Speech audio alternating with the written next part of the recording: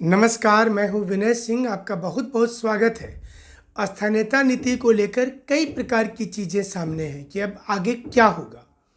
3 सप्ताह के अंदर जिस जजमेंट की बात की गई है, उसके पहले अलग अलग राज्यों में किस प्रकार की स्थानीयता नीति चल रही है, स्थानीयता नीति पर कानून क्या कहता है, संविधान का क्या कहना है, तमाम चीज़ों पर आज बात कर लेंगे आपके साथ में। साथ ही साथ ये बताएंगे कि क्या सोनी कुमारी मामले पर सारी जो सीट रिजर्व करने वाली बात थी, क्या इसमें सरकार केस हार जा रही है, और अगर सरकार केस हार जाती है तो जिस प्रकार से सोशल मीडिया में चीज़ें चल रही हैं कि बहुत सी नौकरी कैंसिल हो जाएगी, इसे लेकर हमारे तक में भी बड़ी संख्या में व्यूअर ने सवाल पूछा था।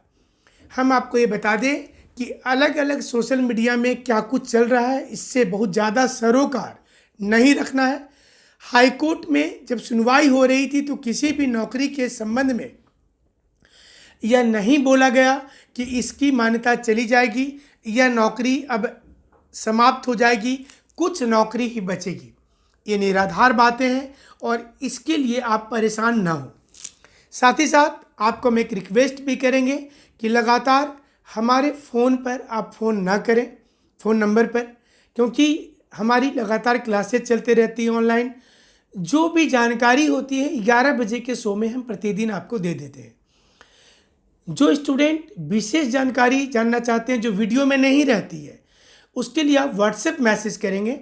व्हाट्सएप मैसेज में भी वैसे ही सवाल का उत्तर दिया जाता है जिसकी जानकारी वीडियो में नहीं भेजी जाती है। आप हमारी समस्या को समझ सकते हैं। प्रतिदिन हजारों की संख्या में मैसेज आते हैं, फ़ोन आते हैं, और साथ ही साथ हमारी क्लासेज होती है, हमें क्लास भी लेना रहता है। इसलिए हम रिक्वेस्ट करेंगे कि आप कॉल ना करें, मैसेज करें, और जो मैसेज का जवाब वीडियो में नहीं मिला हो उसका ही जवाब मिलेगा, आप इसको अन्यथा नहीं लेंगे। तो चलिए अब शुरुआत करते हैं कि क्या जो सोनी कुमारी मामले पर जो जिरह हुई, इसके बाद जो फैसला रिजर्व है, उसके पहले आपको बता दें कि जो संवैधानिक रूप से क्या है, अनुच्छेद 16 में क्या दिया है, अनुच्छेद 19 में क्या दिया है, और अलग अलग राज्यों में जब जब स्थानीयता नीति को लेकर सवाल उठाया गया तब तब विवाद गहराया, मामला सुप्रीम कोर्ट तक गया। अलग अलग केस की भी आज बात करेंगे, इंदिरा साहनी से लेकर सुनंदा केस, डॉक्टर जैन का केस, सभी चीज़ों पर बताएंगे कि सुप्रीम कोर्ट ने क्या कहा है, कब कब इस मामले को रखा है, कब कब इसको रिजेक्ट कर दिया है। तो चलिए शुरुआत करते हैं कि वर्तमान में मध्य प्रदेश की सरकार 18 अगस्त को प्रदेश की सरकारी नौकरी में 100% की स्थानीय युवाओं की नियुक्ति किए जाने की घोषणा कर दिया। इससे एक राजनीतिक बहस शुरू हो गया, लेकिन अब यह देखना होगा कि क्या मध्य प्रदेश में यह कानूनी रूप से या संवैधानिक रूप से सही है या गलत है। इंदिरा साहनी के केस को अगर देखा जाए तो सुप्रीम कोर्ट ने साफ साफ कहा था कि रिजर्वेशन की अधिकतम सीमा 50% जायज़ है। इस आरक्षण को संसद के माध्यम से कानूनी मान्यता मिल गई तो भी 100% आरक्षण की सीमा को गलत बताया सुप्रीम कोर्ट ने। अनुच्छेद 19 के दायरे को देखा जाता है तो पूरे भारत में नागरिक कहीं भी आने जाने के लिए स्वतंत्र है और कोई भी रोजगार चुनने के लिए स्वतंत्र बताया गया है। अनुच्छेद 16 में भी ये बोला गया है कि किसी भी निवास स्थान के आधार पर किसी नागरिक के साथ भेदभाव नहीं किया जाएगा। अगर कानून बना दिया जाता है संसद के द्वारा, जैसा कि हिमाचल प्रदेश, मणिपुर, त्रिपुरा के केस में है, तो स्थानीय लोगों के आरक्षण के लिए संसद में कानून बनाने के बाद इनको सुविधा दिया जा सकता है। लेकिन यहाँ पर भी ये जानना होगा कि सुप्रीम कोर्ट ने कई मुद्दे में कहा है कि कभी भी आरक्षण 50% से ज़्यादा नहीं होना चाहिए। अब अगर देखते हैं कि स्थानीयता को लेकर अलग अलग राज्यों में कब कब सवाल जवाब हुआ है। 1968 में सबसे पहले महाराष्ट्र में स्थानीयता को लेकर एक प्रश्न आया था और वहाँ पर नौकरी रिजर्व करने की बात की गई थी। इसके बाद पूरे महाराष्ट्र में बवाल शुरू हो गया, लोग नाराज हो गए और नतीजा ये हुआ कि इस फैसले को महाराष्ट्र सरकार को वापस लेना पड़ा। यानी कि महाराष्ट्र में स्थानीयता का मुद्दा 1968 से शुरू हुआ, लेकिन वह लागू नहीं हो पाया। न्यायालय तक मामला गया और जहां पर बताया गया कि ये संविधान का उल्लंघन करता है। उत्तराखंड में बीजेपी की सरकार ने वर्ष 2017 में सरकारी नौकरी के आवेदन के लिए रोजगार कार्यालय में पंजीकरण को अनिवार्य कर दिया। इसके लिए राज्य का अस्थायी नागरिक होना जरूरी था, लेकिन बाद में नैनीताल हाई कोर्ट ने दिसंबर 2018 में इसे खारिज कर दिया और कहा कि सरकारी नौकरी में निवास के आधार पर कोई भेदभाव नहीं कर सकते हैं। इसके बाद सरकार ने आदेश जारी करके उन लोगों को ही राज्य में तीसरी श्रेणी की नौकरी के लिए योग्य माना जो 10वीं और 12वीं की पढ़ाई उत्तराखंड राज्य से किया है अथवा उनके माता पिता यहाँ पर नौकरी में है या 15 साल तक वह उत्तराखंड में रहा हो। झारखंड के पूर्व सरकार संभवतः इसी उत्तराखंड मॉडल को झारखंड में कोशिश की थी लाने की स्थानीयता को लेकर के, जिसमें 15 वर्ष तक जो झारखंड में रहा है वो झारखंड का निवासी हो सकता है, 10वीं 12वीं की यहाँ से पढ़ाई किया वो झारखंड का हो सकता है और उसे यहाँ के स्थानीयता के तौर पर ट्रीट किया जाएगा और उसको नौकरी दी जाएगी। लेकिन नई सरकार ने 1932 के खतियान की बात बोलकर सबको उलझा दिया। इसलिए हम कानूनी पहलू पर बात कर रहे हैं, अलग अलग राज्यों की उन जानकारी को दे रहे हैं जो सोशल मीडिया में आप हमेशा खोजते हैं और सही तथ्य आपको पता नहीं चल पाता है। तो हमारी कोशिश है कि सही तथ्य आप तक आए और आपको जानकारी हो कि कैसे अलग अलग राज्यों में जब जब स्थानीयता को लेकर परिभाषा आई, इसे लेकर नया कानून बना, तो सर्वोच्च न्यायालय ने किस प्रकार से इस पर अपना फैसला दिया, अलग अलग हाई कोर्ट ने क्या कहा है। तो झारखंड के जो 13 राज्यों की बात की जाती है, गैर अनुसूचित और सूचित वाली जो मामला है, इस पर इस समय में फैसला विचाराधीन रखा गया है, रिजर्व रखा गया है। जो 21 अगस्त को जो डेट थी कि इसके बाद 3 सप्ताह के बाद ये आएगा, तो सितंबर के तीसरे सप्ताह में ये उम्मीद की जाती है कि ये फैसला आ जाना चाहिए। उसके पहले अलग अलग राज्यों की स्थिति भी बता देते हैं कि सिक्किम में भी मई 2018 में राज्य के लोगों की स्थानीय नौकरी में 90% आरक्षण देने की योजना बनाई गई थी।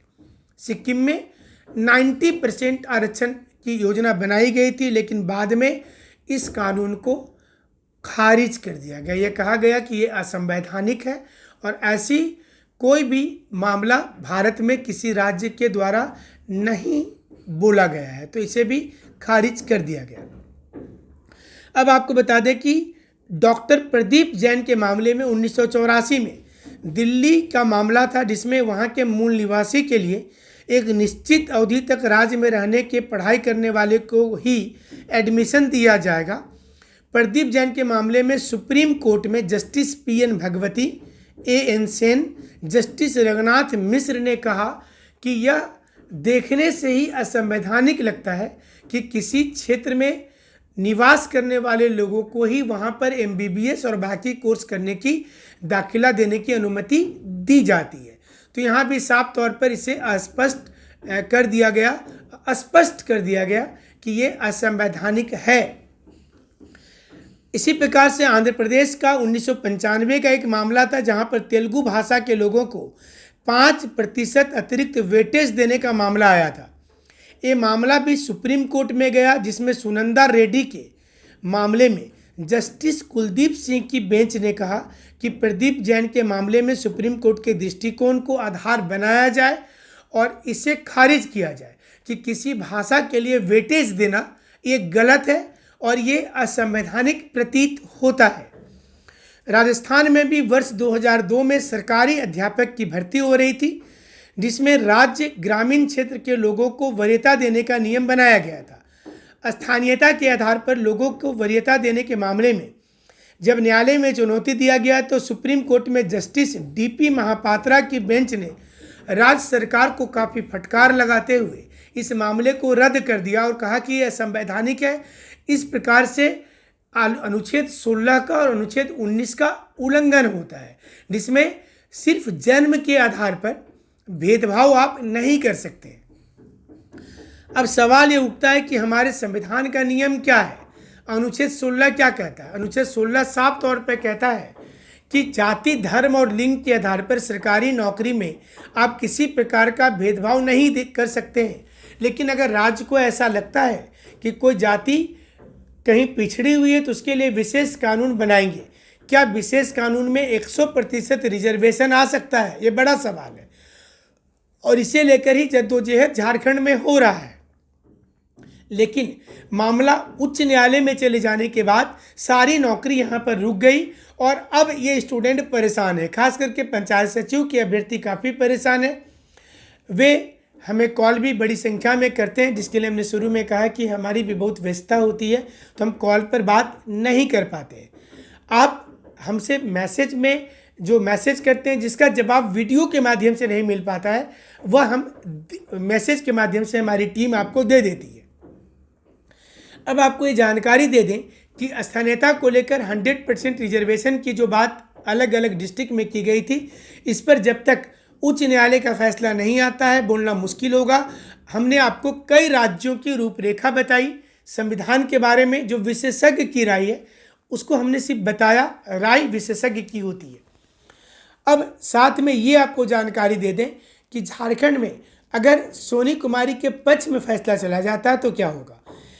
हमारे पास जो जानकारी आ रही है कि पंचायत सचिव का रिजल्ट जो है वो कैंसिल नहीं होगा, यानी कि जो डॉक्यूमेंट्स वेरिफिकेशन हो चुका है उसमें उनकी जॉब के बारे में बताया जाएगा। दूसरी चीज़ कि जो दूसरी तहकीकात वाली जो क्षेत्र है, जो दूसरे एग्ज़ाम हुए हैं उसमें जो खबर आ रही है कि रद्द हो जाएगा, ये भी हमारे समझ से गलत है, क्योंकि ऐसी कोई टिप्पणी कोई जिरह के दौरान में चीज़ें नहीं आई थी।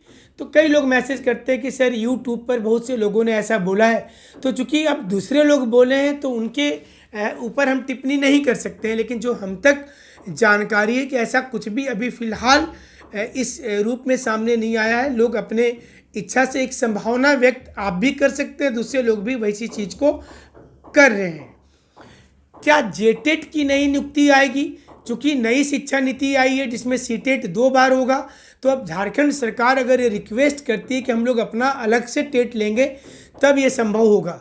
क्या पारा शिक्षकों के लिए कुछ होने वाला, इसके लिए कैबिनेट की बैठक में तय किया जाएगा, ये शिक्षा मंत्री ने बोल दिया है। तो सवाल ये उठता है कि जेपीएससी कब आएगा।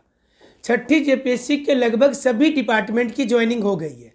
7वीं जेपीएससी के लिए हाई लेवल कमेटी की रिपोर्ट आने वाली है और ये रिपोर्ट आने के बाद में 15 सितंबर के बाद किसी भी समय में आ सकता है 7वीं जेपीएससी। आप अपनी तैयारी हमारे साथ जुड़ करके या अपने घर में रह करके आप एनसीईआरटी पुस्तकों से कर सकते हैं। अधिकांश लोगों को हमने सिलेबस अवेलेबल करवा दिया है। आप